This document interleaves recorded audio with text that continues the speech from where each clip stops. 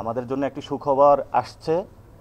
এই গণ অভ্যুত্থানের পরে আমরা যেহেতু গণতান্ত্রিক প্রক্রিয়া যাচ্ছি, আমাদের যে নিবন্ধন প্রক্রিয়া সেটা অনেকে যারা পরিশ্রম করেছেন পুরো দেশবাসী তাকিয়েছিল, সেটাতে আমরা একটি পজিটিভ সাইনের দিকে যাচ্ছি এবং এটা সুখবর আসছে।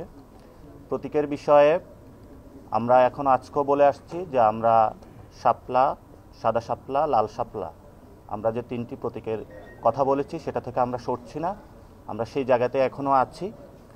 তবে আমরা ইতিমধ্যে বিভিন্ন জায়গায় খোঁজ পাচ্ছি যে এই প্রতীকগুলো নিয়ে তারা একটি ষড়যন্ত্রমূলক কাজের মধ্য দিয়ে যাচ্ছে, যেটা আমরা তাদেরকে এখনও আপনাদের সামনে, দেশবাসীর সামনে বলতে চাই।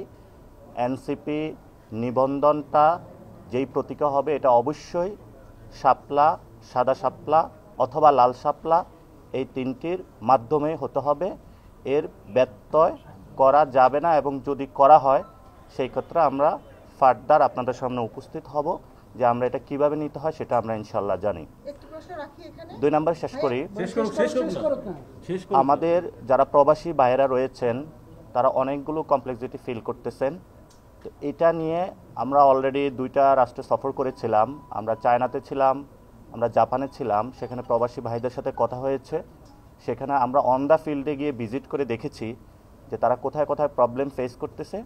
সেই প্রবলেমগুলো আমরা আইডেন্টিফাই করে আজকে আমরা এখানে প্রধান নির্বাচন কমিশনারের কাছে উপস্থাপন করেছি।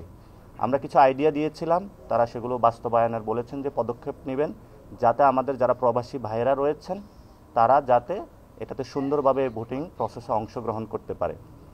এটা নিয়ে একটু পরে খালেদ সাইফুল ভাই কথা বলবেন। তবে এর আগে আমরা যেটা এনসিপি থেকে আমরা আপনাদের মাধ্যমে পুরো বাংলাদেশকে জানাতে চাচ্ছি যে আমরা আমাদের যে সার্ভেগুলো করেছি, আমরা 150টি আসনের মতো এনসিপির জয়ী হওয়ার সম্ভাবনা রয়েছে। আমরা সেগুলো নিয়ে ইতিমধ্যেই আমাদের একটি সকল যারা জেলার সমন্বয়কারী প্রধান রয়েছেন আমরা তাদেরকে ঢাকায় ডেকেছিলাম।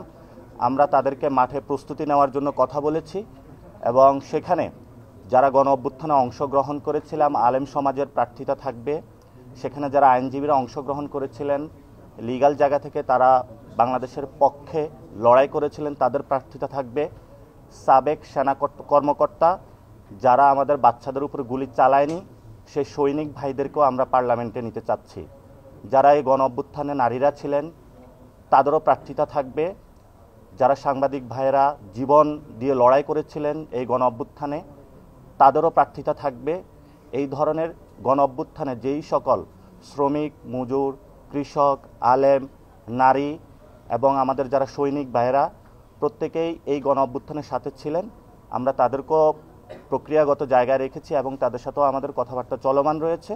তবে সেই ক্ষেত্রে আমরা দেখেছি আমরা প্রত্যেকটা প্রজেকশনে আমরা ইনশাল্লাহ এই নির্বাচনে এনসিপির হাতে 150টি আসন পেতে যাচ্ছে এনসিপি ইনশাল্লাহ। এখন হলো আপনাদের